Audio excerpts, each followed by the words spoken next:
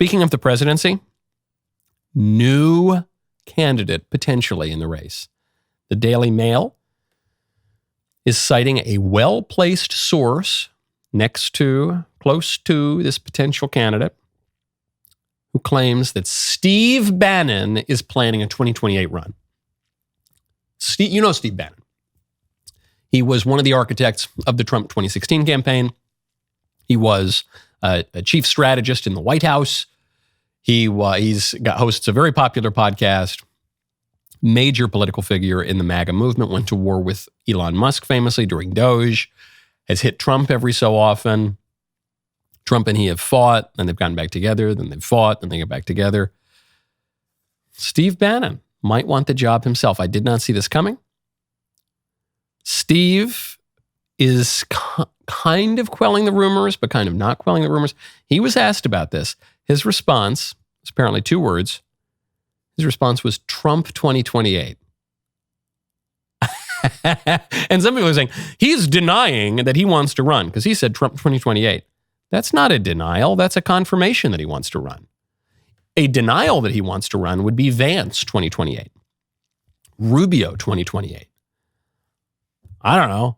Kennedy 2028. Trump 2028 means I'm not endorsing Vance. I'm not endorsing Rubio. I'm not endorsing any of the players who clearly want to run because I want to run. This is an interesting candidacy. I'm not saying that I'd bet the farm that Steve Bannon is going to be president. I don't think he is a likely nominee. Put that on the table to begin with. But Steve Bannon, more than any other candidate right now, could blow up this race. Because right now, the heir apparent is J.D. Vance. J.D. Vance, very, very competent vice president, very skilled politician, extremely intelligent, finger on the pulse of the base, online enough to be relevant, not so online that he misses the majority of the normie part of the country. He's in a very good position. He's a very talented guy. Rubio would be the next guy, Secretary of State. Rubio, we'll get to this in a moment. Rubio seems to signal Vance is too strong. I'm not going up against Vance. So Vance is the heir apparent with Rubio waiting in the wings. Then there are going to be other people from Capitol Hill. There are going to be people, other governors. There are going to be other private citizens who kind of mix things up. None of them fundamentally alter the dynamic. The only person who alters the dynamic here is someone who can make a credible claim to represent MAGA. And that person, to my mind, is Steve Bannon. Right? I don't know, maybe Elon could make a run or something. Oh, no, he can't. I'm sorry, he's an African-American. Not because I'm not saying African-Americans can't run for president. I'm saying he was born in Africa. You understand? So he can't do it. So Steve Bannon, he's the guy. And he could say, no, all these other guys are fakers. I'm the real MAGA. I'm the OG MAGA. I'm Trump's third term. That's what he's saying here. Are you going to run? No, not. I want the third Trump term. Implicitly, he's saying, and he's not going to give it to you, and he's not going to give it to you, and he's not going to give it to you. I'm going to give it to you. Right now, go to expressvpn.com/Michael Knowles Show. You remember, it was probably over 10 years ago now, that the government mass surveillance on Americans finally came to light. And then the House Intelligence Committee denied it. And then last year, they extended government spying powers, and Americans are losing the privacy battle on our government. Big Brother is watching you. Everyone in George Orwell's 1984 knew this phrase as a reminder of their lack of privacy. Well, if you don't fight back, you risk creating a similar dystopia here. Sounds frightening, right? Well, here's a solution. ExpressVPN.com. ExpressVPN is an app that encrypts your entire internet connection, creating secure channels that shield your online activity from everyone, the government, data brokers, even your internet service provider. Your digital life remains completely private. Rated the #1 VPN by experts at CNET and The Verge, ExpressVPN combines powerful protection with remarkable simplicity. With just one click, you're protected. It works seamlessly across all your devices, supporting up to 8 connections simultaneously. I've used ExpressVPN now for like 8 years or something. Find out, and you can get 4 months free by scanning the QR code on screen, clicking the link in the description box below, or by going to expressvpn.com/Michael Knowles Show.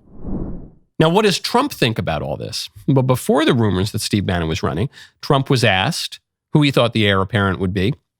He has thus far tried to brush this question off. Oh, I'm not going to say yet. This guy's good, this guy's good, this guy's good. He gets a little bit more specific here. Morning that you probably won't be running for a third term. This weekend, Secretary of State Rubio said that he thought J.D. Vance would be a great nominee. You could clear the entire Republican field right now. Do you agree that the heir apparent to MAGA is J.D. Vance? Well, I think most likely, in all fairness, he's the vice president. I think Marco is also somebody that maybe would get together with J.D. in some form.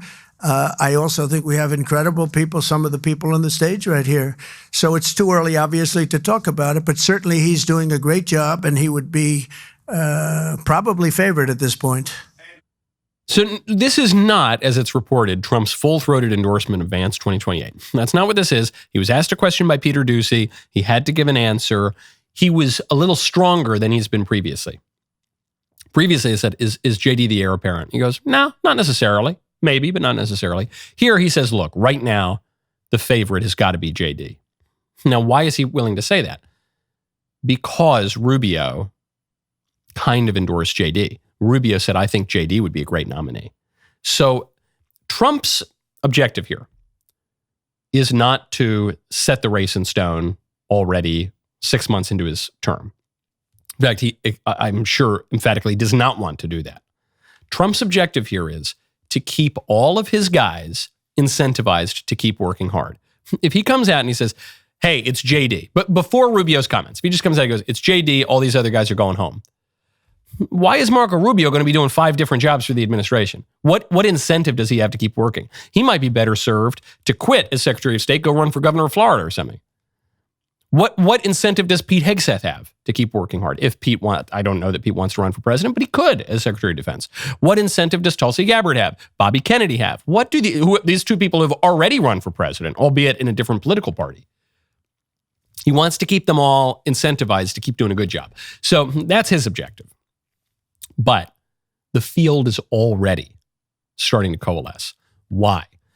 Because this political moment for the Republican Party, more so than during the age of George W. Bush, more so than during the age of George H.W. Bush, about as much as it was during the age of Reagan, this moment is all about Trump. So really, we say Steve Bannon could totally upend the race. He could, if Trump lets him. And JD could be the nominee if Trump wants him. And Rubio could be the nominee, probably if Trump wants him. I think it's down to Trump. Since 2016, people have been saying it's not about Trump. It's about this idea or that idea. The movement's not about, it is. And all these other guys who say, I'm MAGA. No, I'm the essence of MAGA. No, I'm the heart of MAGA. Is Trump. Trump's the guy who did it. Trump's the guy who survived all of the political assassination attempts, the literal assassination attempts, got part of his ear blown off, and won the popular vote as a Republican for the first time in 20 years. It's going to come down to him. That's why people keep asking him, who's the successor going to be? And so right now, no question about it, it's looking like Vance Rubio.